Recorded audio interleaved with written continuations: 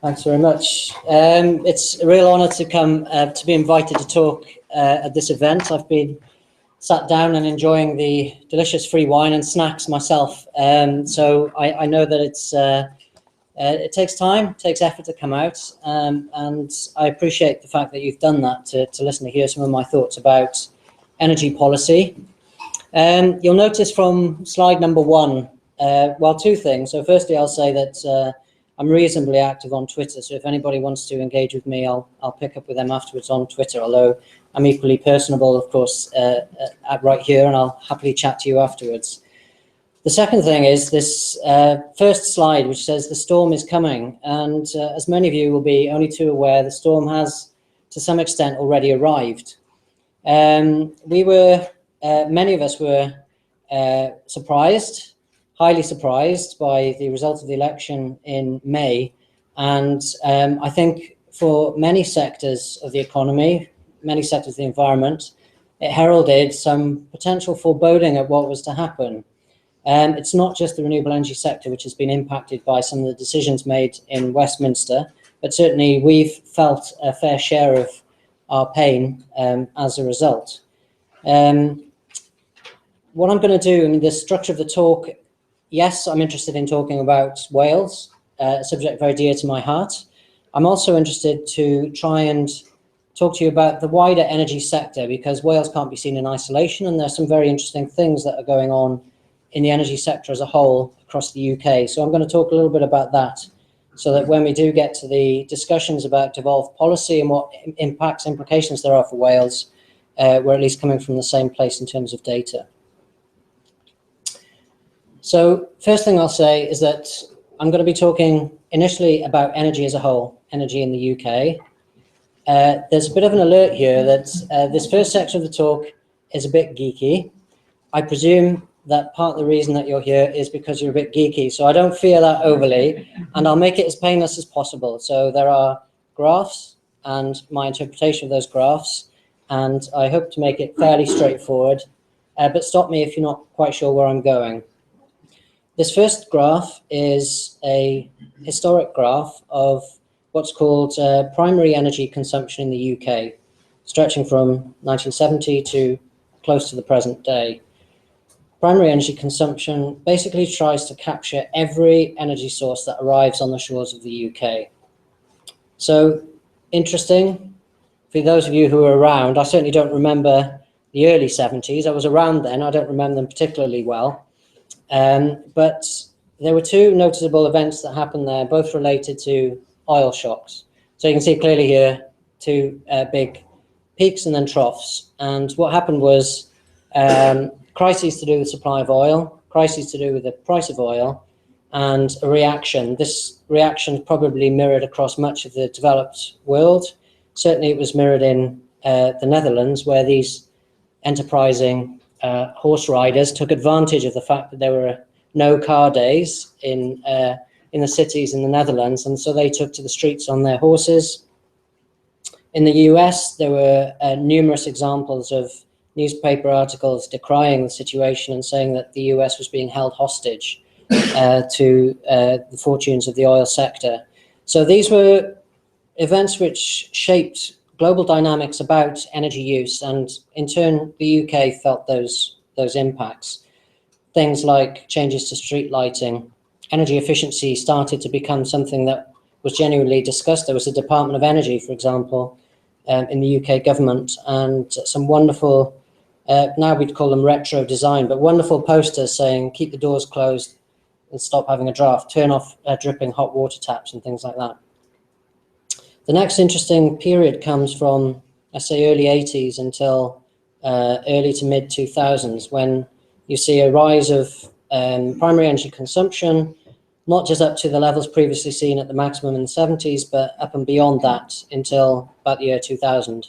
And during this stage, it almost looks as though energy use is going to be increasing without end. Clearly something physicists would regard as a nonsense, but nonetheless, there are some worrying signs there. And it was around the turn of the 21st century where I started becoming interested in energy and working within the energy sector. And so these were worrying times for people interested in the environment, because at the same time as these quite profound increases in energy use, the science of climate change was starting to unravel, to be discovered, to be interpreted, with, again, some worrying consequences if we believe the science as accepted by 99% of well-informed people. But that's not the end of the story, because unbeknownst to, turns out, almost everybody, energy use has since fallen dramatically, down to a level not seen since before I was born. And this is a fact that surprises a lot of people. People within this category, including ministers of the Crown, including environment correspondents for the BBC. I've heard those people say the exact opposite of this.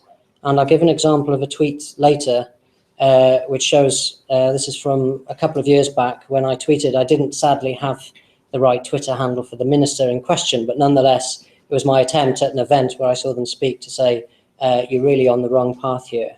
Energy use is not increasing in the UK, and it hasn't increased for now a considerable time. And the question is, what the hell has happened? Because this comes as a surprise to most people, and it's kind of crept up on us.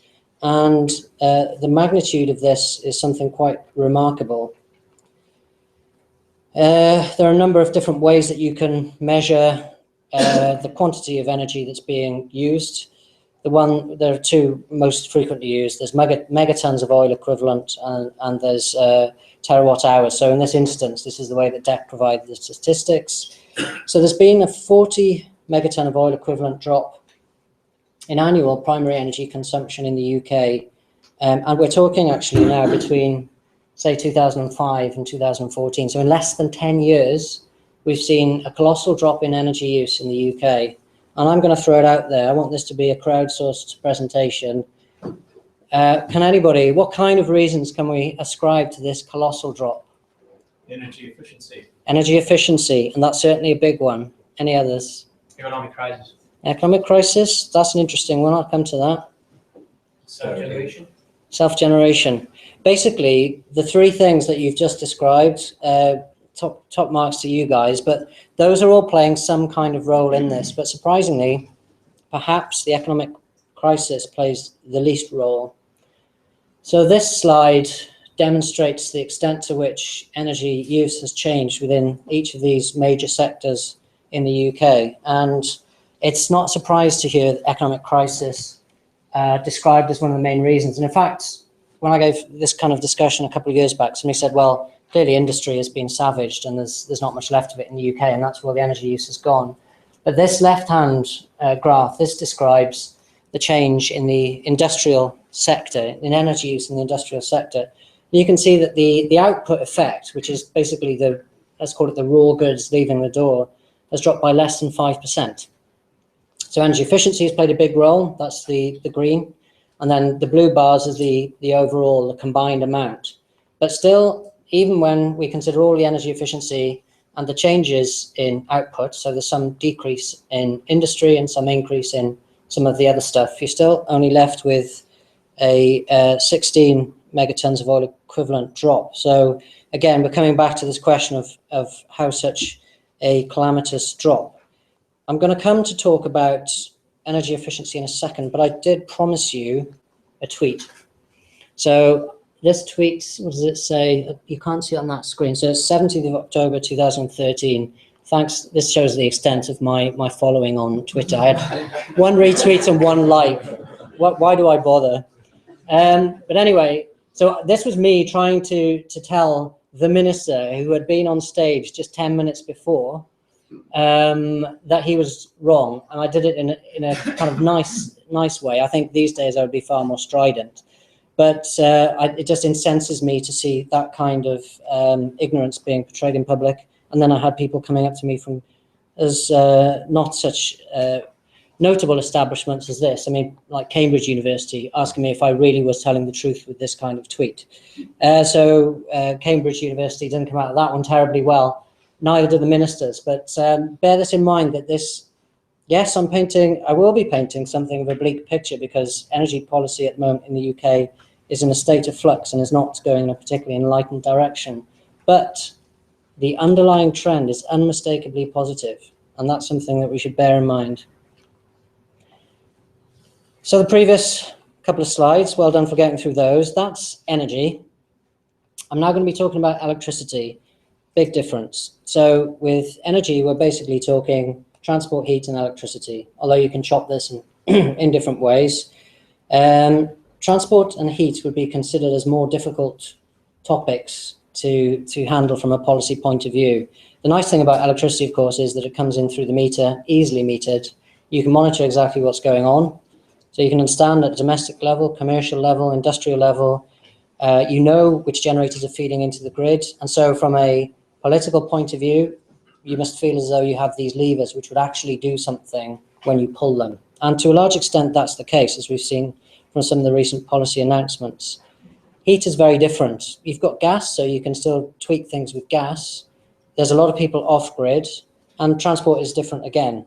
So at the moment, 90+% of our transport is petroleum based. So what do you do about that? And I'm not going to talk about that in this talk because, quite frankly, we've got enough to do with electricity.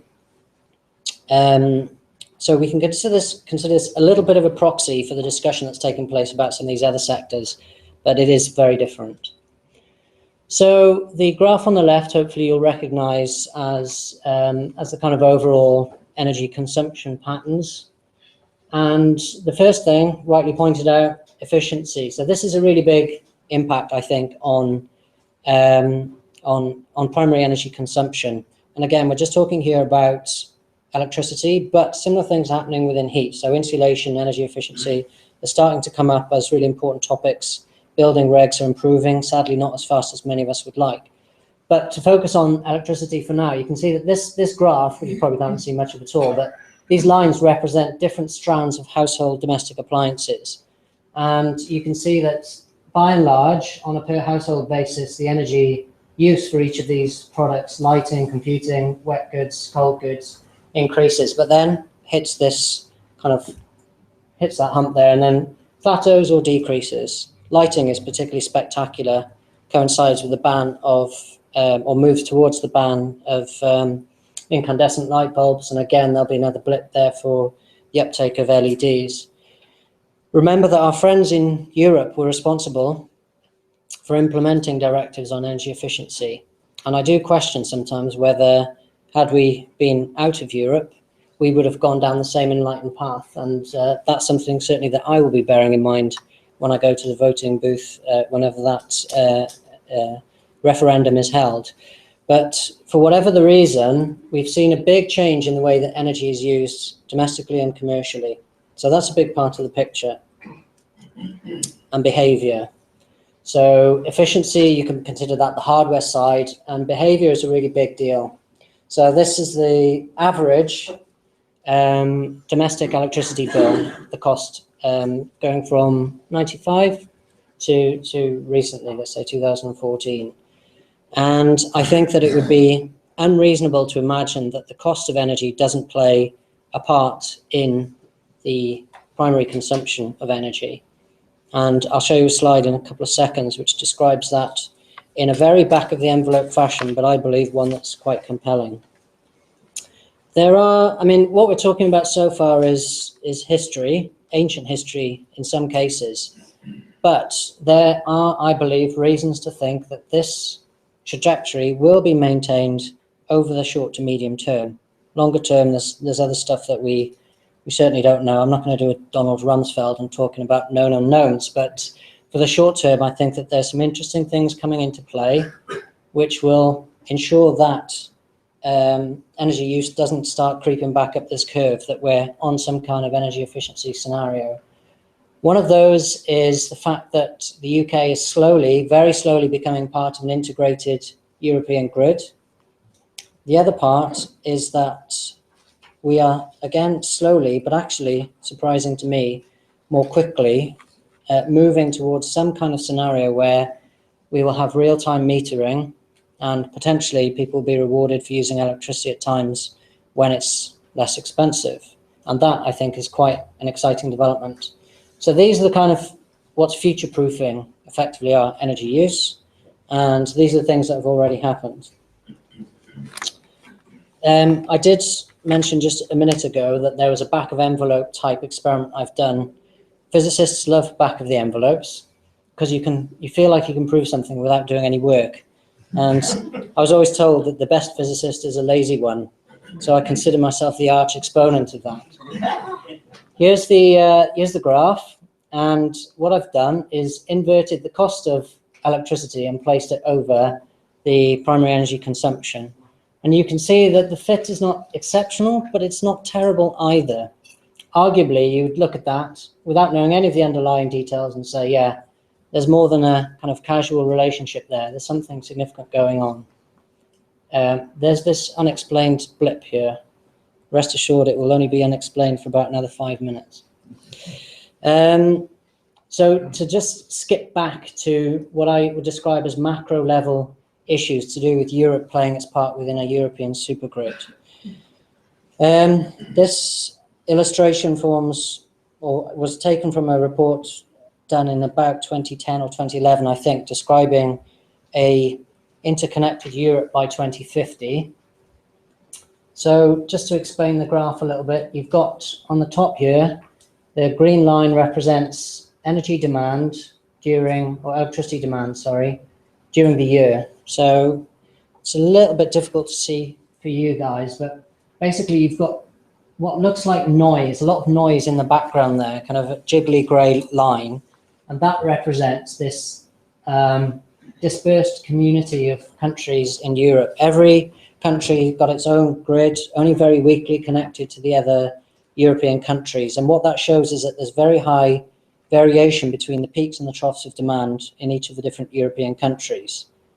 If you have one integrated European grid, that averages out beautifully. So from an operation, from a systems point of view, it means that it's far easier to predict, to plan, and to develop projects which cope for far less extremes of energy demand. So at one stroke, you wipe out all of the most polluting plants, electricity generating plants in Europe, because the peaks are all gone. And it means that the fact that you've got rid of the troughs means that the inefficiencies of having idle plants are also gone. So we're potentially seeing, through the development of a more integrated European grid, some incredible efficiencies, which mean that overall the system behaves far more effectively. And exactly the same principle applies to this one here. Much nicer smooth line, and this is over the hours of a day, again showing exactly the same thing. Again, perhaps you can't see the dark grey lines outside, but it's showing exactly the same, which is that on an individual country basis, the variations are far higher than as an integrated European grid. To talk a little bit about the micro level, this is a bit old school now, but I bought one of these for my brother probably about 4 or 5 years ago. It's called a DIY Kyoto, and you clip the little reader thing onto your meter, and it would tell you how much the value of the electricity that you were using. So, well, it's a bit of a waste of time for my brother because he hardly uses electricity. But anyway, I mean, what this is trying to demonstrate is that there are ways in which we can understand electricity demand, which we're not currently using. So for most of us, although that number is dropping, we don't have smart meters. We don't understand energy use. We don't understand real-time pricing of energy and therefore the value of energy. And this is going to change, and it's going to change pretty quickly, because one of the very few good things to come out of Amber Rudd's policy statement recently was the fact that she's requiring, I think, Ofgem to ensure that every household in the UK has access to real-time pricing on electricity by 2017, probably by the end of 2017. That's a game changer. So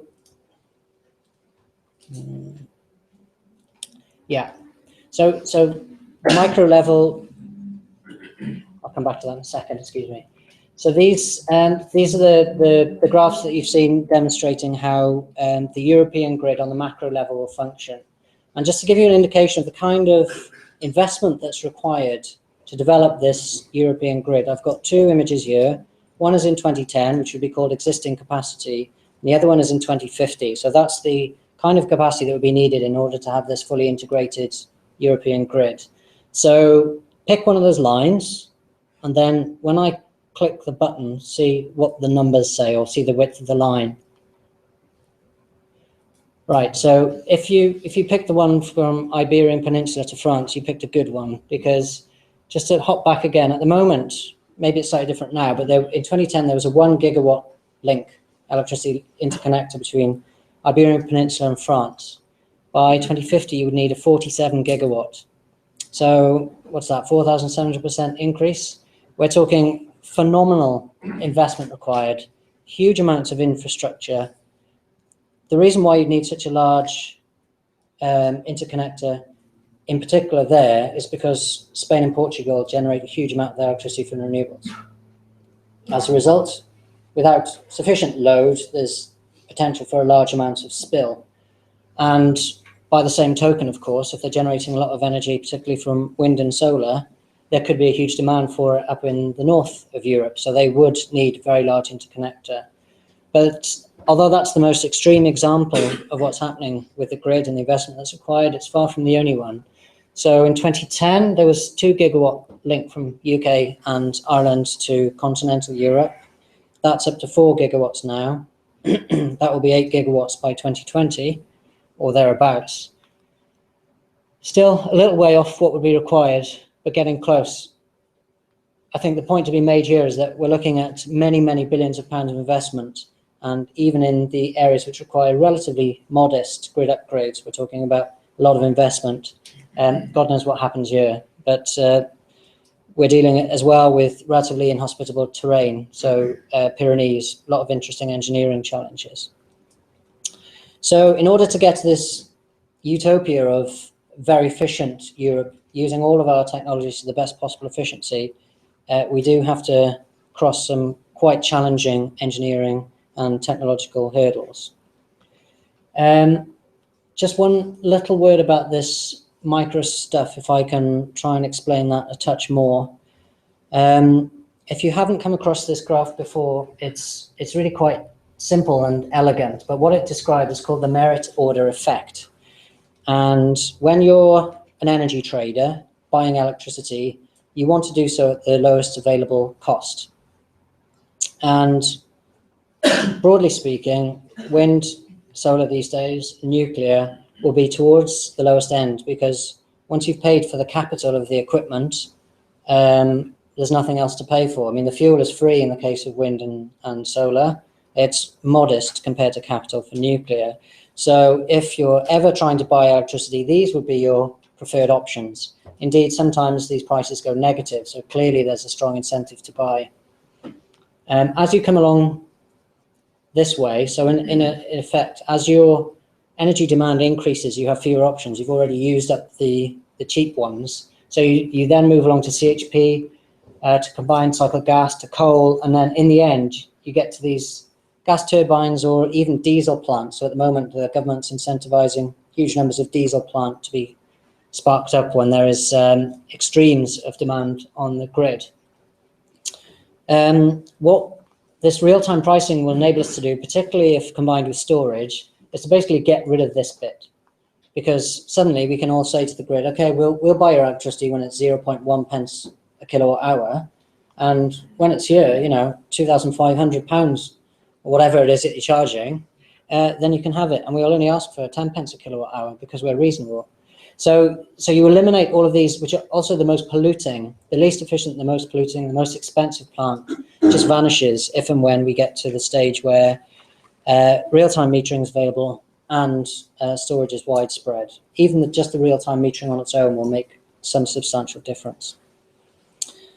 Talking about electricity, there was that component of the graph where the cost didn't fully represent, I think, the drop in primary energy consumption. This is the Pembroke gas-fired power station, and I'm not going to ask you for your guess on the efficiency of this power station. Actually, this one's pretty good because it's fairly new, but I would be interested if anybody knows the efficiency of the overall gas fleet in the UK. 65%. 47 for gas. The new stuff gets up to around 60. Next up, we've got coal. Any takers for coal? 38. You've redeemed yourself. Nuclear, less relevant actually, because we're not talking about climate change. We're not talking about such efficiencies, but still, any idea? Are you going to give another crack at that one? Thermodynamic efficiency.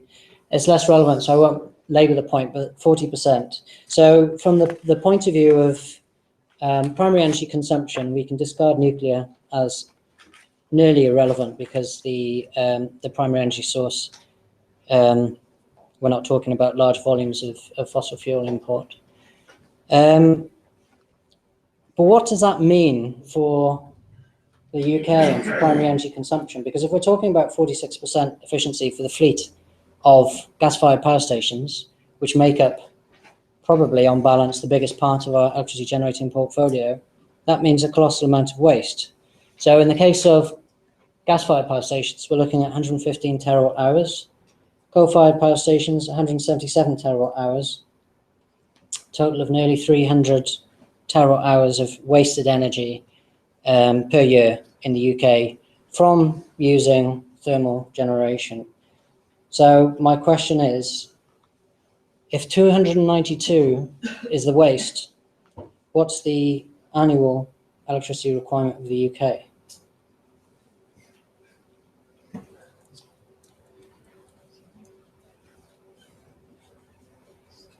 Any takers? 200. 240. Well, you're not a million miles away. It's a bit higher, but basically 292, call it 300 against 340. We're looking at the amount of energy that's wasted through combustion is nearly equivalent to the entire annual electricity demand of the UK, which I think highlights some of the issues that arise with our current generating capacity, but also highlights the colossal benefits which will come from changing our energy use patterns and changing our energy generation patterns.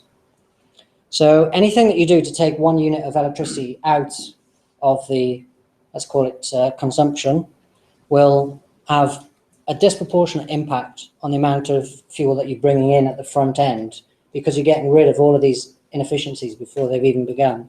So every 1 unit that you're reducing from energy efficiency takes away 2.5 times, and exactly the same for renewable energy. So for all sorts of reasons, balance of payments, if you want to be a geeky economist, for pollution, for climate change, for all sorts of reasons, energy efficiency and renewable energy are phenomenal forces for good. That's even before we start talking about green jobs. And I have got a slide later on where I can just give another back of envelope type calculation on that. If you don't believe me, believe this twisted Sankey diagram. What this shows is on the left, all of the primary energy sources coming in, and on the right hand side, where those are used. The one I want to particularly draw your attention to is this part, power stations. So if you didn't believe me, and of course you had no reason not to, but if you want to look at DEC and their energy statistics, this is the useful energy that comes out of our electricity generating plant, and this is waste. So these figures are readily available. They're known about, they're not shouted about, and I think the implications aren't perhaps as well considered as they ought to be.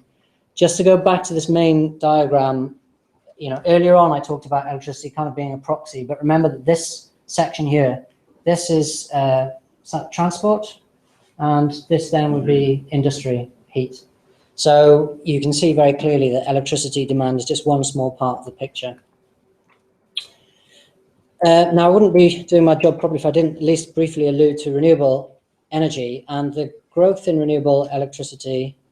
We're talking about electricity here, has been phenomenal recently, and this coincides, I think, with things like cost reductions as well as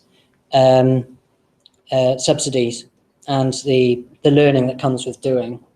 So as a percentage of overall electricity supply, renewables in 2014 made up nearly 20%. So we're a major energy sector, although you sure wouldn't know it from the amount of press that we're able to cover. Certainly that's positive. And in the second quarter in 2015, renewables made up the second biggest component of electricity generation. Well, big wows, you're saying, because that's summer and that's when all the solar comes online. But solar and wind are kind kind of mutually supportive. So in Q4 2015, we've got absolutely no reason to think this won't be at least as high, because that's when wind really kicks in. I produced this slide to try and show the difference between the different countries making up the United Kingdom in terms of their renewable electricity. In terms of people, and I was amused enough to remember the classic band from the 90s. What I'm not talking about is them. I'm talking about renewable electricity generated in gigawatt hours per million people. And then afterwards it occurred to me kilowatt hours per capita would have been a lot better. But the lesson to draw from this is that Scotland has 3 times as much installed capacity as Wales. Northern Ireland and England are just behind. Perhaps we should consider, though, the different resources. So on a per capita basis, arguably Wales has a phenomenal resource, not quite as good as Scotland perhaps, but streets ahead of Northern Ireland and England. So from a policy point of view, there's a hell of a lot of work to do to catch up. And one final word, if I may, bearing in mind that we're talking about UK government policy, is the popularity of different energy technologies. Everybody knows how unpopular wind is, right? That's this popularity line sitting around 50-odd%. That doesn't chime with what I read in the Daily Mail. Something's going wrong there. But perhaps at least as interesting is the fact that with nuclear, which is one of the real big beneficiaries of this government's energy policy, onshore wind is 42% more popular than nuclear. And if we're to look at fracking, which has managed to plumb the depths of -8 popularity, there's a 61% difference in popularity. So when we hear about policies needed to be determined locally for wind because it's so terribly unpopular that you need the community behind you, that belies DEC's own statistics. And it also casts, I think, into sharp relief the fact that fracking applications now in England only, not Wales, are to be fast-tracked by local authorities because they're such a good thing. So we're starting to experience, I think, in terms of policy, something which might politely be called a dichotomy of, or a dispergence of views between what they're saying about one technology and another. So in terms of picking technologies, the government says it doesn't do that, whilst patently doing exactly that. That's the energy geek part out of the way. But what we can hopefully come to an agreement on is that energy use is decreasing in the UK, and it will continue to decrease for a number of the reasons that I've outlined. And electricity is only a small part of the picture. Just in case, somebody was going to throw an egg. This is the Secretary of State for Energy and Climate Change. She's made a number of interesting policy announcements, which have not all been to the good of many people, actually. What I decided to do for another talk recently was to look at the raison d'etre of DEC. What is it there to do? How does it serve us, the people? And to examine whether it was actually carrying out its intended task. So the first thing that you can see is that DEC works hard, I would say, to make sure that the UK has secure energy supplies. Pity then that the headroom in terms of electricity generation is at its lowest in a decade. In other words, we're as close to the wire as we've been for a number of years, and every year we seem to get those headlines. But we're closer than we ought to be, perhaps, for an enlightened, developed country in terms of our electricity capacity going into the winter. The government says it's okay, we've got all this covered because we've got something called the capacity market. So we're going to pay generators to produce electricity just when we need it at the right time, on the very right-hand end of that merit order effect curve that I showed you earlier. The only problem with that is that the one big gas-fired plant that they managed to secure through capacity market, they can't find anybody who wants to invest. Could it be because there's so much uncertainty in the energy sector in the UK?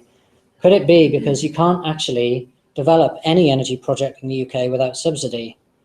All of the existing, we've got incredibly cheap energy in the UK, despite the fact that those prices I showed you have been going up.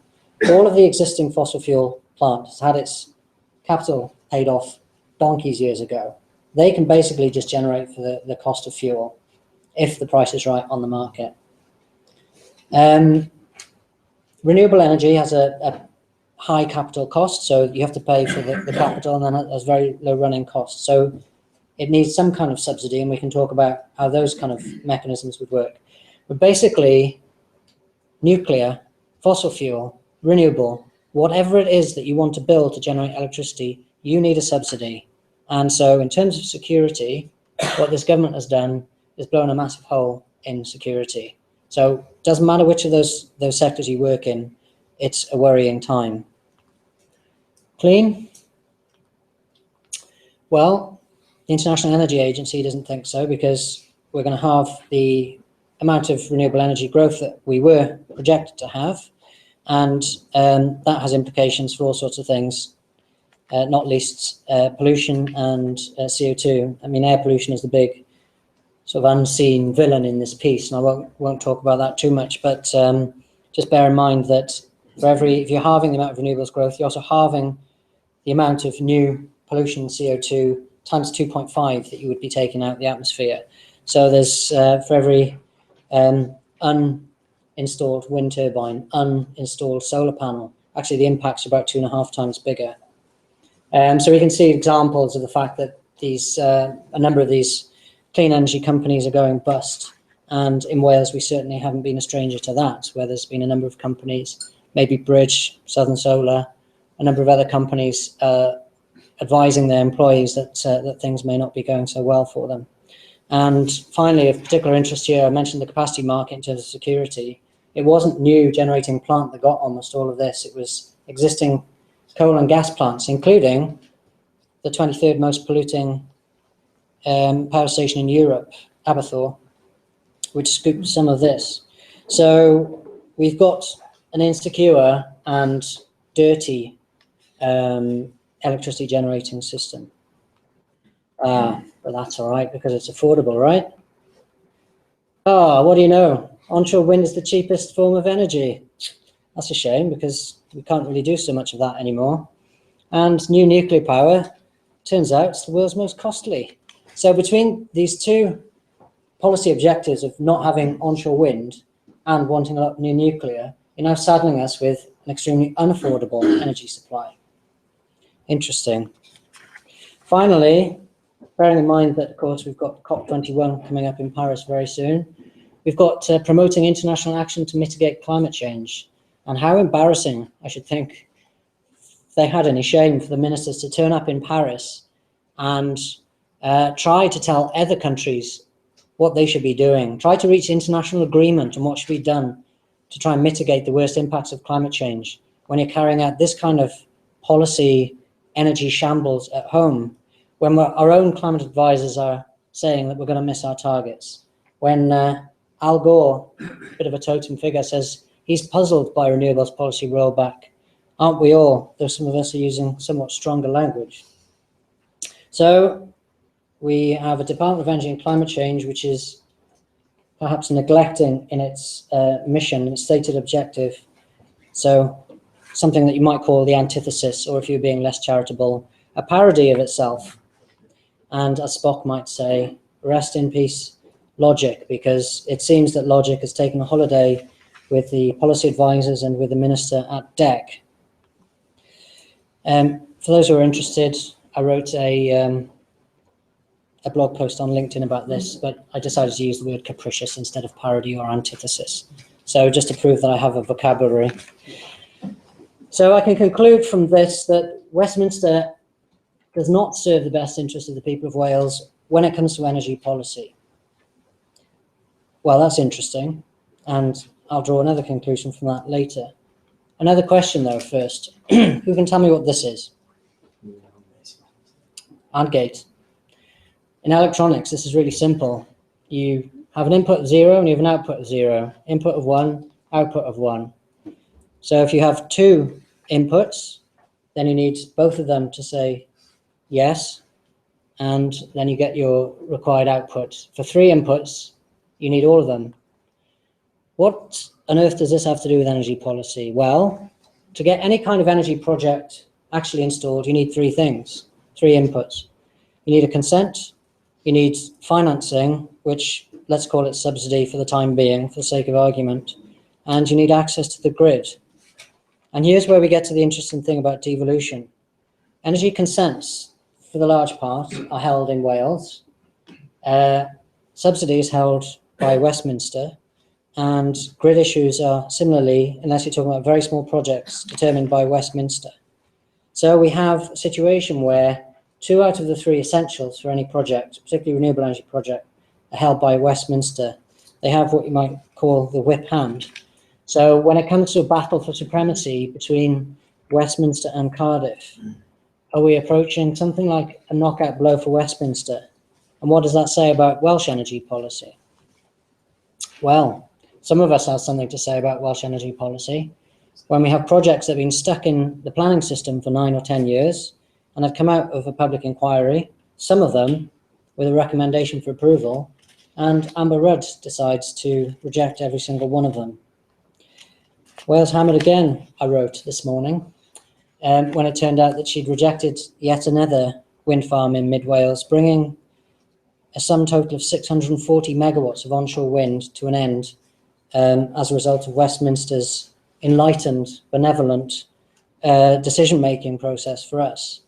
And we're basically saying that Westminster has a complete veto on Wales's energy aspirations, as long as those aspirations incorporate any kind of renewable energy. Well, Carl Sargent, thanks to him, had something to say about this. I notice I'm there on a retweet. I don't see many of you there. Come on, guys, step it up. So he's put his head above the parapet. Yeah, this one does a bit better. And we appreciate that in the industry, and we appreciate it because it forms part of the narrative of what I believe Welsh Government is, perhaps too slowly, but nonetheless is making its way towards. For those of you who don't know about the Act for Wellbeing of Future Generations, this is a very nice little summary, because what it says is every public sector body, and in fact every local authority area with different stakeholders, has to report on an annual basis their progress towards these 7 wellbeing goals. And I would argue that renewable energy forms a very significant part of at least 3 of them. So prosperous Wales, well, hopefully I'll be telling you in a couple of moments about employment through the renewable energy sector, but certainly there's plenty of international and UK evidence to show that you get more employment from renewable energy. So effectively preventing renewable energy in Wales denies us and our future generations an access to, within the energy sector alone, a more prosperous future. Certainly it has an impact on a resilient Wales, because renewable energy, by its distributed nature, is far more resilient than single point sources of energy. And in terms of globally responsible, well, forget it. We can't play our part. If our policy objectives are being thwarted at every step by an energy policy ideology which goes in a direction completely contrary to that which the future generations would no doubt desire us to take, then we're being denied effectively the right to campaign globally on behalf of people worldwide. Environment Bill requires us to reduce our greenhouse gas emissions. Sorry guys, forget that. So we can't have those wind farms, we can't have a lot of this renewable energy, so you're just going to have to find a different way of doing that. For those who've read it, and I confess that I only did the other week, but there was a programme for government, growth and sustainable jobs, central to the recovery. We want to have conditions for companies and businesses to thrive and grow. Well, I'm afraid if you put the kibosh on renewable energy generation, then you're going to see, you're going to struggle to make that in the energy sector, which I would remind you is bigger than the automotive sector. So I've been talking a bit about jobs. Back of envelope time again. I looked at the published figures that I could obtain on employment. I worked them out for different generating sources. So this is again Pembroke gas-fired power station. 50 people working there, operating at a load factor of 48%. plug in how much electricity it generates per year, and you get 12 jobs per terawatt hour. This is actually for onshore wind, but I like that image. 27%, you plug the numbers in basically, and you get 121 jobs per terawatt hour. So back of envelope type stuff, looks like you're getting around 10 times the number of jobs from onshore wind as you do from the most efficient fossil fuel. Now, there's different renewable energy types.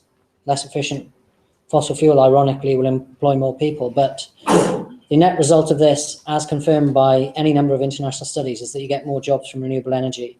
So again, there are multiple knock-on impacts from having a UK government policy which doesn't enable us to install renewable energy to the capacity that we'd like. So this is our renewable electricity generation figures in Wales. This is where we would have to be if we were to meet our European targets on a per capita basis on the amount of electricity that's generated compared to used in Wales. It's basically an almost impossible target unless we're looking at a colossal amount of installation in a very short space of time. And what does that mean in terms of our membership of the Brotherhood of Nations? Well, sadly, Wales is down at the bottom of the pile, below England, Northern Ireland, Scotland doing reasonably well, still a way to go, but they'll get there. So Wales, as a result of some legacy issues as well, let's not lay all the blame of this at Westminster, but Wales is now sitting at the bottom of the heap of every country in Europe if we are to apply that metric of a 2020 target. So I would state that Westminster is now acting contrary to the sustainability of Wales, contrary to the legislation that Wales has implemented in order to try and make a better future for its citizens. So we're going to need a better brolly because there's a hell of a storm brewing in Westminster. And I would argue that the only rational response to this kind of ideological lack of energy policy is to agitate for as fast and as far devolution of energy powers and all related consents to Wales as we can reasonably do. And that's a job for every one of us. I wrote shortly after the election other Conservatives making nationalists of the business community. And we've got form on this because back in 2012, I was asked to try and come up with a consensus view from the renewable energy sector on our submission to the Silk Commission. In other words, what did the renewable energy sector want from devolution? And at that time, I was unable to get consensus from our members. Some people were happy with the powers remaining in Westminster.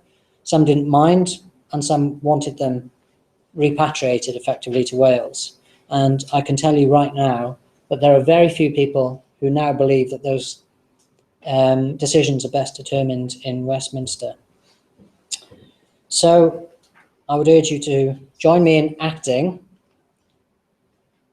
Take part. There's an Action for Renewables, which is a kind of a grassroots organisation run by my colleague, but enables you to take action and to carry out lobbying on your MPs and all the rest of it.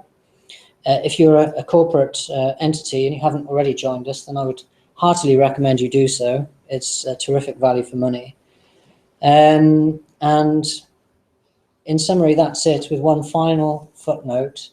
I do carry out, roughly speaking, a weekly energy newsletter. So if you're interested to sign up and get updates about all that's happening in energy in Wales, then go to bit.do/Wales Energy Weekly.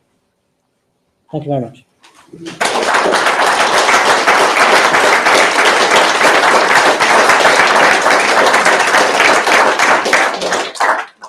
Well, thank you very much, David. That was great. It was thoughtful, wide-ranging, there's stuff for geeks, and it was provocative. It's just what energy policy debate in Wales needs. It's also the same chime with many things that are being researched in the school. Well, I guess perhaps our specialist take on energy research is to see how communities or cities can take more control over energy matters and the various benefits of doing that. So we have PhD research going on community energy and social justice, work on low carbon cities, and so on. Many of which speaks to this issue, how we can achieve better energy goals by bringing powers more locally to other kinds of spatial scales. We're clear plenty of time for questions here, which is great. Who'd like to start off? Yeah, and before questioners ask the question, just help the room. You can say who you are. Sure. Neil Anderson. David, just a point of clarification.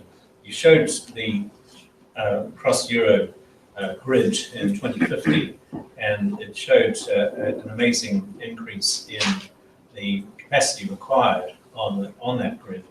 That doesn't necessarily imply that that means more consumption of energy, just indicates where the source of our energy is coming from. Is that right?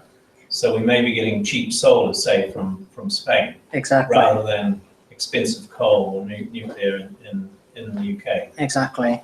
The full details are in the report, so I can send you the link to that. But there's a lot of scenario building that underpins that, including electricity use, which undoubtedly they've modelled as increasing. But the bulk of it, I think, is about how you transport the electricity rather than necessarily just increasing your consumption of it. And do you think that that extra transmission of energy is not going to entail substantial losses during that transmission process? Is there inefficiency there that we ought to be concerned about? Transmission losses in the UK are modest, so I think it's about 1.5%. So they would be more over greater distances, but still low percentages, I would say. Okay, so a couple of questions on the far side. Yes, you first, and then Cowell. Gary Thompson. The question is, you mentioned about Wales being, if you like, when you showed that graph at the end, Wales is the lowest point in terms of people who generate energy per populace. What effect, obviously all these projects have got to happen, will the proposed lagoon have on that? The biomass plants in Port Talbot and the biogas over in North Haven, how much of a positive effect? It'll nudge us up for sure. I mean, I'm a big supporter of the lagoon proposals. I'd like to think that the reason Amber Rudd didn't say anything about the lagoons in her energy policy statement was because that they were busy negotiating final terms on prices. But you're looking at a couple of 100 megawatt for the Swansea Bay Tide Lagoon, a couple of gigawatt for the ones that might follow that. So suddenly that catapults us back up towards that trajectory. Bear in mind that we are so far off our, we had targets of 4 terawatt hours annually from renewable energy in 2010, and we're still miles off that.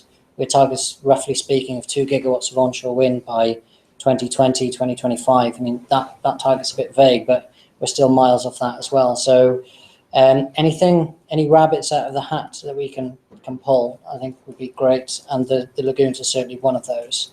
So we're optimistic about that. The other projects, I'm not sure how big is it the Prenergy one in Port Talbot? The Chinese one, which was just announced recently. The biomass. I'm not sure about the size of that, but I'm somewhat uncomfortable with the idea of very large-scale biomass because that doesn't sit nicely with me in terms of sustainability. So I'm far more comfortable with what I would call traditional renewables and a very big supporter of small-scale biomass. There's a question over there, then one here. Yeah. Thanks, Calvin Jones, Harvard Business School. Whilst I agree with your exhortation to lobby to get devolved energy powers, given the Silk 1 and 2 plus the previous Budget Commission was 13 years in the making, and the technical issues around devolution of the grid, for example, are arguably much greater than political devolution. What would you suggest people do in the meantime, whilst they're also lobbying, to prepare us to take and run with the policy when we get it developed, and understanding how we build for a time when Wales might have more power in these areas? One thing that we would ideally have is an enlightened, spatial, strategic energy policy from Welsh Government, which we don't at the moment. So we're lobbying, we're working with Welsh Government to try and come up with something a bit more strategic, although I think we're looking at post-elections next year. There are some very good reasons to be optimistic, despite the overall tone of my presentation today. Things are changing quite rapidly, and actually policies policy is difficult and frankly, in some circumstances, almost worthless. Public affairs, in my opinion, is more valuable than policy because, as we've seen recently, you can have the best policy response, I mean, for the feed-in tariffs, renewable obligation, whatever. You write that into deck, and can you imagine with what forensic examination they take that to the minister and say, Minister, it turns out your policy was wrong and that we should rethink. So I think, you know, from a practical point of view, policy, that's old-fashioned now. Let's get on in terms of public affairs, talking to people, trying to influence people, and you know, some of the things I'm doing, we're talking second and third order. I'm not influencing George Osborne. I'm not influencing anybody, any Conservative Party politician, but I might be influencing people who talk to them. So that's the kind of extent to which I would say public affairs might be interesting. And then one other thing, renewable energy is fascinating and deadly boring at the same time. I mean, it's fascinating because it encompasses so many different technologies and because it's developing at a very rapid rate. It's deadly boring because we're stuck with the more or less similar planning and policy that we've had for 10 years. And that gets really boring for practitioners in the sector. Energy storage and real-time pricing and grid and systems, they're not constrained by policy. They're technology driven. And I did mention to Richard I would make this bet. I forgot to do it in my talk, so thanks for giving me the opportunity. So I'll bet everybody in this room £1 that if I come back in 5 years, 50% of us will have a domestic battery storage. And I think that we're on the cusp of an energy revolution whereby if we're talking about, I mean, the price of domestic energy storage has dropped by half in about a year and a half. We're talking about the kind of transformations that I mentioned there, where all of these diesel generators sitting up in Merthyr and all over the place behind big barbed wire fences, the nuclear power station that's not even reached final investment decision, those will frankly turn out to be completely stranded investments because we'll be sitting there busily, you know, the batteries, the real-time pricing, that'll be doing it for us. All the better if you've got solar panels on your roof. So I'd say public affairs and then keep your eyes open because there's a revolution coming. Yeah, here in the school walls, they keen to hear about anything that's strategic and spatial being demanded by anyone. So that's a great response. Question here, then another one. My name's Roger Tanner. You said there's 3 things that have to happen to get the energy flowing, and there's one's consent. And there, I believe the devolution is moving towards more powers for the Welsh, but they've already got considerable powers in that field. The grid sounds more of a technical issue than policy. You can correct me on that one. But the subsidy seems to be the major problem, and I don't see any movement or any talk about devolving that aspect to the Welsh government. So if subsidies are absolutely vital, what's the way around that? On grid, 132 kV and above grid line is a Westminster issue. So we saw in the Mid Wales Public Inquiry an example of a wind farm. I don't know what this tells you about the psychology of our minister, but she rejected every wind farm except one, and that wind farm she didn't grant grid consent. So you have a wind farm which can be developed, but with no way to get the electricity out. So there are policy issues there, and certainly responsibility for 132 kV grid lines is one of the things that we will be lobbying UK government on, because it makes absolutely no sense to have the powers for consenting projects if you can't then actually develop them. The financing or subsidy is an interesting one because the cost of renewable energy is coming down year on year, and we're not terribly far from the point where you would require very little subsidy in order to get your project to deliver electricity to the market. What you do need is a guaranteed price for electricity. And every technology needs that. So you only have to look at the fact that they've offered Hinkley C £97 per megawatt hour now because it's index linked, and that agreement started a couple of years back. To realise that no electricity generator can be left hanging. We don't know what's going to happen to the wholesale price of electricity, but it might well fall through the floor. If we get huge wide-scale penetration of solar power and a large amount of installed renewable energy capacity, then that price could easily drop to negative, which it has done in Denmark, for example, in the recent past. So without that guarantee of a floor price for your electricity, you're going to struggle to get any investors. So the one thing on a subsidy basis that keeps us in the game is the fact that every generator needs subsidy. Now, that doesn't mean, of course, that the government will say, okay, level playing field, we believe in the market, off you go. They've clearly not done that, because for not favouring technologies, they've done exactly that with nuclear. But it would be interesting to see how they propose to subsidise gas and take away subsidies from renewables, because in that sense, there would probably be all sorts of challenges coming in to the European Commission. Maybe that's one of the reasons that they're interested in renegotiating our place.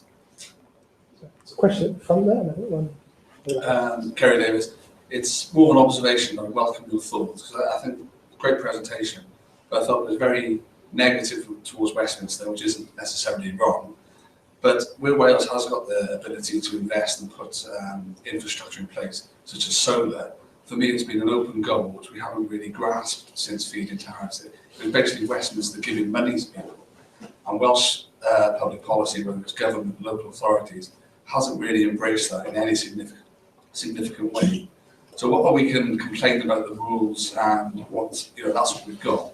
We've got to be a little bit more astute in future about grasping those opportunities and really running with them as a nation if we're really going to make the difference in that large chart you've got.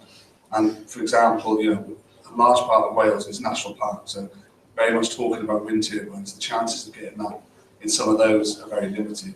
And I've tried to invest in solar in national parks, and it's just not welcome either. And it's that kind of attitude we've got to change and be realistic about it. I quite agree that the Welsh Government has not covered itself with glory when it comes to incentivising renewable energy to Wales historically, nor have the local authorities, I think, acted in the best interest of their own constituents. There was a fabulous opportunity. We saw a lot of it in Scotland, we saw some of it in England, for local authorities to invest. I think only Wrexham did it in time in Wales, invested and made a very good return on behalf of their constituents. I think that was linked to the Sharp factory. Yeah.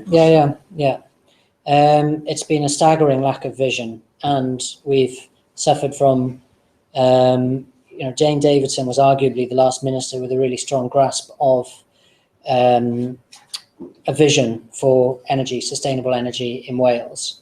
Since then, we've had a sort of succession of non-policies, but the ministers haven't been helped, frankly, by the planning system, which was in their gift to change, but they decided not to. They haven't been helped by the fact that industry didn't step up to the game and represent itself adequately. There's been all sorts of structural reasons why Wales hasn't benefited, but lack of political leadership was probably number one. Because if you go back to the early 2000s, Alex Salmond said, okay, we're going to be the Saudi Arabia of the North Sea, not for oil, but for renewables. And his will prevailed. And there were many people in the SNP who resented the march of the turbines on their hillsides as they saw it, who are probably now sat back enjoying the benefits of huge community benefit funds, and their sons and daughters working in the renewable energy sector. So we suffer terribly from a lack of political vision and leadership, no doubt. There's a question there. There's a question there.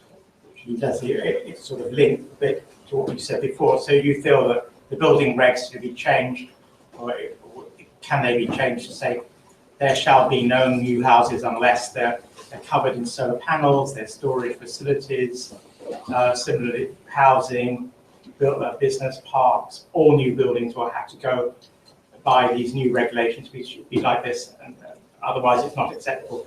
In the same way that combined heat and power must be used, where it's introduced in powering various different places, and then try and also have existing buildings. So have that as part of the policy mix. Do you not think that is possible within what? Or is there a difficulty with regard to, of course, capital, because there's only so much capital which is comes to Welsh Government because the UK government, so how much of that would be possible? The other thing is, if you couldn't flesh out what exactly you meant by this European grid, is it definitely coming on? How will it be implemented? What will be the what will be required of each and every government? How can will they try and stop various countries producing energy by certain means? How will the whole thing work, basically? On the first one, whilst I am quite fond of Carl Sargent for the support that he's given to the sector, he did score a spectacular own goal early on with his refusal to improve the energy efficiency of new build in Wales. He had that opportunity and he turned it down. And I've been pretty vocal about that as a spectacular own goal in every energy policy and consultation document that I've since written. And I agree wholeheartedly with you that you only have to look at the facts that every energy unit you save pays you back 2.5 times what's coming in at the front end. I'm a huge believer in the fact that we need much greater energy efficiency, and Wales had the opportunity to steal a march and we threw it away. There has been an energy efficiency consultation, it's closed. I submitted my responses, as did a number of other organisations, and I put many of the things you said, including mandatory installation of building integrated renewables. We probably won't see anything now coming out from a policy perspective until the spring, or maybe not even until after the next election. But we have those opportunities to respond to consultations, and I think we owe it to ourselves to take them. Otherwise, the big housing builders will come in and say, we can't do it, it'll be too expensive, you won't have any houses in Wales, which is just frankly nonsense, scaremongering as far as I'm concerned.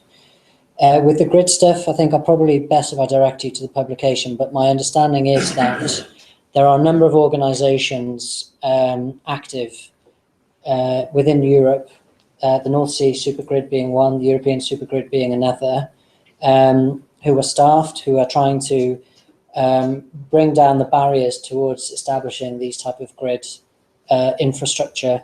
And I know that National Grid, for example, holds seminars for investors on people who want to pay for the grids going up to Iceland, which I think is a bit of a stretch. But I mean, they're doing that certainly for people investing in the grid to Norway and to Denmark and others. So they're reaching out to private sector investors and they're saying, look, you're onto a good deal here because we'll guarantee you some kind of payment effectively through a capacity market for the next 20 or 30 years. So there is activity going on, which gives, I think, reasonable confidence to the fact that most of those developments will happen, albeit the bottleneck in Iberian Peninsula is a biggie, and I don't know what they can do about that. But for sure, things are happening. As I said, we've already gone up from 1 to 4 gigawatts from 2010 to 2015 from the UK, and we're going up to 8 gigawatts by 2021, roughly. So things are moving on that front. So it won't lead to some sitting back and saying, oh, we can get by with that because we can get it all from the rest of Europe, so we won't bother to up our amount. I think it will probably be attractive enough from a commercial point of view that people will come in and fund it. So if what I've suggested comes to pass and we get rid of all of that peaking load because we've got this, the prospect of this really well integrated grid, all of the value that was ascribed to those generators, which are only operational for like 10 hours a year or something, all of that value then comes back to the people who are enabling the electricity to flow between different places. So I think there's enough commercial imperative to make it happen. Is that question Sean Davey from Edinburgh. David, the Australians have started to export LNG tankers now, and America will be up in their export quantities. So sort of leaving the stranglehold that Qatar had on the LNG market. So they've got the potential to swamp the market with additional supplies of gas. And then, as I see it, the effect on the UK is push the price downwards for power generated from gas, takes the heat off Westminster because the energy security risk is lowered, and then equally, it takes pressure off having to produce renewable energy sources. So that's really only starting to arrive now, and that's going to come into the mix and have a huge impact on the sources of power, and probably increase the pressure to build more gas power stations. What do you think? If the cost of the fuel was zero and the risk was zero, then investors would be piling in. The cost will still be finite and the risk will still be finite. And at the end of the day, there's no mechanism to sell your electricity and guarantee yourself a price. And that is what will put off most investors. There's a curse to any energy generator which enters the market. Renewable energy has it, gas has it. Renewable energy generates at zero marginal cost, basically, because the fuel is free. So if you had 100% of your energy coming from wind, added 50% of solar, added to all the rest of it, every new generator that you add has less value coming back to the existing players and to the new entrants. So in effect, what you'd have in that situation would be a large glut of cheap LNG coming on the market, people scrambling to build the fossil fuel fired power stations, and then suddenly your expectations of a profit diminish as every single one of those comes online. So I don't think it's quite as straightforward as saying that a very cheap fuel will win the day for gas. At the end of the day, unless you can somehow support that basement price of electricity, you're going to struggle to find investors. You always need base load when the sun's not shining and the wind isn't blowing, don't you? Well, what's base load when you have 30 million domestic batteries and a glut of solar in the summer and large amount of distributed renewable generation? Base load will cease to exist as a rational concept within the electricity sector in the next 15 to 20 years. There won't be a base load. You won't need it. You'll just have this distributed system with everybody trading at a micro and a macro level, and your very large centralized power stations will just be a huge sunk asset. That's my reading of it. I might be wrong. Yeah.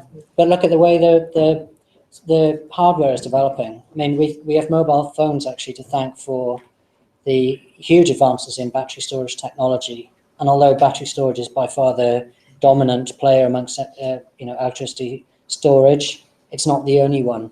But there is a vast amount of R&D going into it. There's huge manufacturing plants being set up for storage. And I've got no reason to doubt that the trajectory of costs for storage will follow something very similar to PV. Okay, question here, then one over there. How do you view electrical power?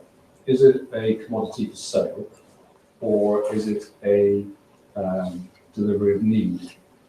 Given the fact that the Westminster government has no vision or policies to keep going, and the Welsh vision and policy is even worse, are we looking at electrical anarchy and reliance on microgrids, and as you say, distributed battery across the land, and keeping the grid at the same capacity as it is and reliant upon that because you don't have such a high intensity to distribute around the different parts of the country from other parts of the country? Well, it's certainly both a marketable commodity and a need. The bigger point, I think, is about the near chaos in the energy sector with regard to policy. And the first major impact of that will be if we get brownouts or blackouts. That's what's really going to incentivize ministers to start doing some more serious radical thinking than what they've currently been doing. So it won't be a case of, we don't really have sufficient time to say we can have these distributed networks and in the absence of policy we'll just figure it out ourselves. We're running out pretty soon, I think, within the next couple of years at some fairly tough decisions, albeit that because there's now a capacity market, people are innovating and are incentivized to invest within technologies which will do demand side reduction. So effectively we're taking a lot of load out the market at a time when you need it, because that can be at least as lucrative as generating through the diesel generators. So my gut feeling is it's going to be very tight for a couple of years, and then you'll start seeing these other things come into play with demand side management and battery storage and other things, and that will probably do enough to save the electrical system as a whole. And within those couple of years, maybe 2 to 5 years, we'll start to see a renaissance of renewable energy, because the government has already played to devastating effect a strong hand of cards. So we're taking away a subsidy. We're not enabling you to build wind in England. We're going to put out a lot of our eggs in a nuclear basket. We're going to incentivize fracking and gas. They're running out of cards to play, because if you take away the subsidy, certainly in Wales, well, all you've got left is the grid and consent. If you can get consent from Welsh Government or your local authority, and you can do some interesting things with grid, then you're technology driven again and your need for this sort of policy overview is diminished. So it's going to be a tight couple of years, I think, but we'll probably come through it okay and then see the growth again of the sector. With 1, 2, 3 questions here. Thank you.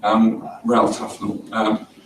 The last 6-9 months have seen the Cabinet Office looking at and negotiating long-term power purchase agreements. And it's quite an interesting model in terms of providing direct from source assurance to investors in renewable projects. What sort of appetite do you think there is in the Welsh Government, indeed the wider dominant public sector within Wales, for a similar arrangement? There's that appetite, and those discussions are taking place right now. So there is a public sector procurement operation in Wales, and I know that that's one of the areas that they're looking at. So hopefully that will give, like you say, some incentive to energy developers, as well as returning some of the money back to people or communities in Wales where they hold those assets. Yeah. Yes, thanks, Neil Anderson again. David, the preface of the Wales Bill mentions a lasting settlement for the current round of this. Now, it seems to me that this is going to be unsustainable and unstable, and we're not likely to see a lasting settlement. And in fact, there are people who are suggesting we're not taking a step forward with the Wales Bill. Some people say we're going backwards. So with this in mind, and remembering that game of table tennis we call ping pong, the same applying that to Westminster and Cardiff Bay, etc. I mean, there's obviously going to have to be a major rethink about devolution as a whole, it seems to be in Wales, if we're going to get anywhere near devolution and energy policy. And that doesn't seem to be going to happen anytime soon, at least as far as Westminster is concerned, let alone other aspects of culture and society and governance in Wales. So, I mean, we seem to have reached a dead end almost in governance, because it's just a push me and pull you game, which are played by these politicians, and they say, oh yes, Wales, you can take care of marbles from now on, and that'll be great, and you know where to put the darts, don't you, and so on, and one day we'll let you grow up. Now, surely we want far more than that in Wales. And this is not necessarily about devolution. This is not necessarily about nationalism. This is about independence, I suggest. Yes, for somebody who's seen the debate around devolution evolve, if I can put it that way, on a very modest, lethargic basis for way more than a decade, I'm not entirely optimistic that things are going to move fast. There's no incentive for Westminster to devolve power. Never has been. It's the opposite, of course. Any seat of power, generally, unless it's incredibly enlightened, wants to centralise. There's a couple of things which might give us some hope in terms of energy policy being devolved, because I don't speak for the rest of the sectors. Scotland, it's an interesting case study, and the fact that Scotland is certainly way ahead of Wales always gives politicians who wish to use that as an example of inherent unfairness something to point towards. And this Northern Powerhouse idea, which is an interesting one, whose time was originally in '98, I believe, or whenever it was, when the first regional assembly was proposed in the northeast of England, seems to have come again.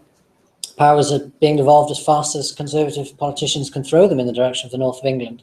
So again, I think we're going to see some kind of disparity between the nation state and regions of England, and a call for recognition that those settlements are not appropriate, not proportionate for the needs of the people within Wales. But at the end of the day, what leverage do you have as a Welsh politician? You can go there and say, hey, this is terribly unfair. We'd like to develop loads of renewable energy projects, and you're not going to give us any chance of meeting our greenhouse gas emissions targets, which we've imposed on ourselves. And they'll be like, sorry, Gov, that's not our responsibility. It's a tough one for people who want to see these things change. And I'm almost at a loss to see what kind of pressure can be brought to bear on politicians who don't want to change the status quo. But let's not forget that Labour and the Conservatives both are highly centralising parties. I'll give due regard to Lib Dems and Plaid. I'm not going to mention UKIP. But Labour had the opportunity to do as much devolution. Even with a coalition government, they had the opportunity within the St David's Day Agreement discussions to go far faster and further than they did. And the Member of Parliament for Pontypridd apparently was the fly in the ointment on that one. So we've got no shortage of Welsh politicians from both sides who see competence as best remaining in Westminster. And arguably, we are our own worst enemy in that regard. This is a steel plan. This is less of a policy-oriented question and more of a general technological one. When sort of trying to tackle challenges to sort of energy storage and developing batteries to sort of provision for sufficient storage and transmitting electricity without considerable power losses, what do you think is holding back energy planners as well as engineers from revisiting Nikola Tesla's research and work and development into harnessing atmospheric electricity, and which basically treats the Earth and the ionosphere as a battery, which is sort of termed as a Schumann cavity, and which has the potential of providing electricity to the tune of 3.1 terawatts, I believe. So if that research is taken into account again, and if sort of development is sort of directed to in that direction, don't you feel that would sort of address or sort of solve a lot of challenges and a lot of sort of problems that we are facing with the technological capacity of generating electricity that caters to our needs? And is there some sort of lack of consensus? Well, you've got me on the technology, I have to say. I hadn't heard of that one before. So my only comment, I think, would probably best be that I tend, where possible, to see the most just and appropriate solutions as being smaller scale than larger. So if you're talking about some kind of very large, semi-global endeavour, then I suspect that from terms of both generation and storage, my preference would be for local, for being more accountable. But I confess to knowing absolutely nothing about the topic of your question, so apologies.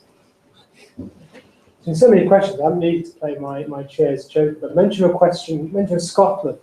Perhaps give me some, I think might be interesting. I mean, Scotland's quite interesting to watch it. On the face of it, it has every reason to be politically unhappy with what's happening in energy policy in Westminster as Wales. And it's also important because it has some political power, the possible threat downstream of secession. And it can present one of the best arguments for Wales, which is parity with Scotland would surely be fair. It's very worth interesting what the SNP have been doing to try and shelter Scotland in the energy policy whirlwind. But that offers useful lessons for Wales.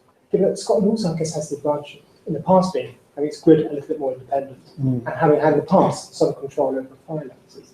Does Scotland give us any sense of where we might go here? Well, I think that Scotland has all of the consenting powers needed for grid, so that's a big one. Scotland also has all of the data and the information about what happens within its own territorial borders, if you want to put it that way, whereas Wales, for historical reasons, is carved up into Western Power Distribution, Scottish Power Energy Networks. The data just isn't there in the same way. So from the terms of being a single entity, which is appropriate to hold policy, then that immediately promotes a sort of a barrier which can be used from the point of view of people who don't want to see those powers devolved.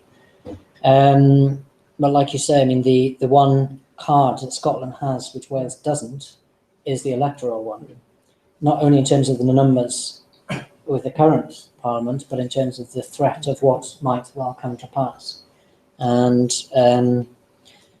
arguably, until and unless more of the cohesive body, national body politic of Wales steps up and says, you know, we need to recognise ourselves as a political entity and say that we're doing things differently. And like I said, I think some of the legislation points very clearly in that direction as something distinct in Wales. But until that happens, I think we're just going to have to be content with getting what we get. So, right, the debates jolly well should keep running and running very fast for all sorts of reasons. Our time has expired this evening. Just forces me to thank you all for coming, to Cowell for helping deliver this event, and for David for such a sparkling presentation. Thank you very much.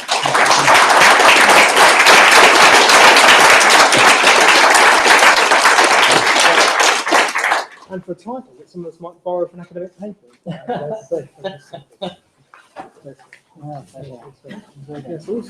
When you put the SN2, that's the lobby hard against like more control of grid and more control of subsidies. I think whether they've done so, it's been like a step.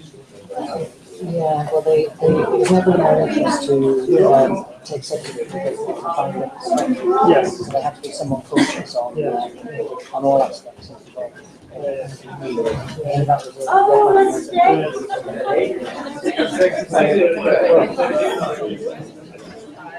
I'm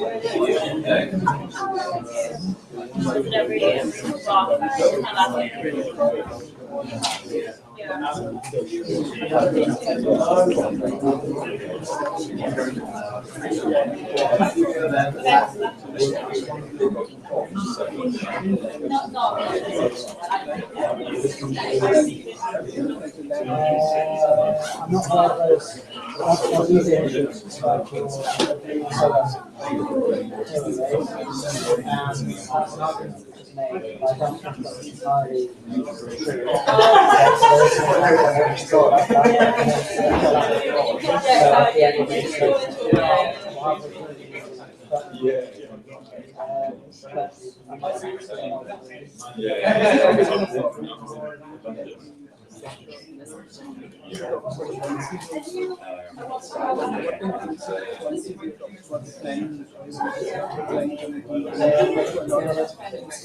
There's a lot of stuff about basically the planning system in Wales.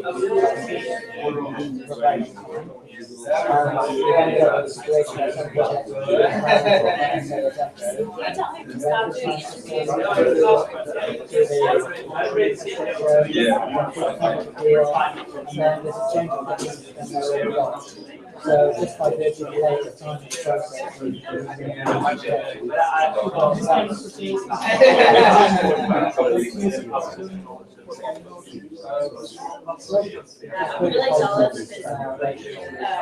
interviewing skill opportunities and I'm doing research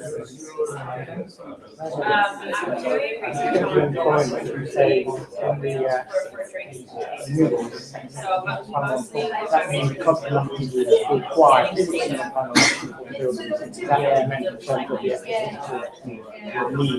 Yeah, exactly. There's a glut at the beginning, and then it steadies off with O&M. So in I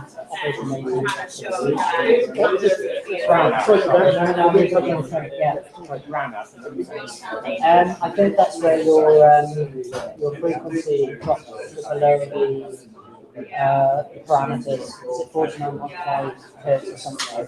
So then you start noticing things. That's how, like, I guess that's. So that's where your generation's insufficient for the load, and it makes your impact on everyday life. And I don't think at that stage it becomes good sort of operation, probably after the generation. So that's a real kind of equivalent of the price of help from the system. With regard to what you mentioned, demand growth. Yes, that's the only beneficial thing. What is to stop them playing the game? They would say, we have bought all this energy at X prices when it's expensive. We have to put it up. So one would expect then as soon as it went down, imported massive oodles of things so they could do that. There's nothing to say they won't say, oh, well, no, we only bought it, we run out and we're back to it. Shouldn't they be forced to actually say, we have bought X amount at X cost, then Y amount at Y thing, and give the exact thing, so that because they should be now, by now, having a massive decrease in prices. I think Ofgem's looking into that at the moment to make sure that there's not over profiting from these kind of activities. But again, I would say that the room for renewable energy companies to do that is diminishing, not only for reasons like energy storage and real-time pricing, which are going to have an impact, but for things like affordability. So somebody local is a generator.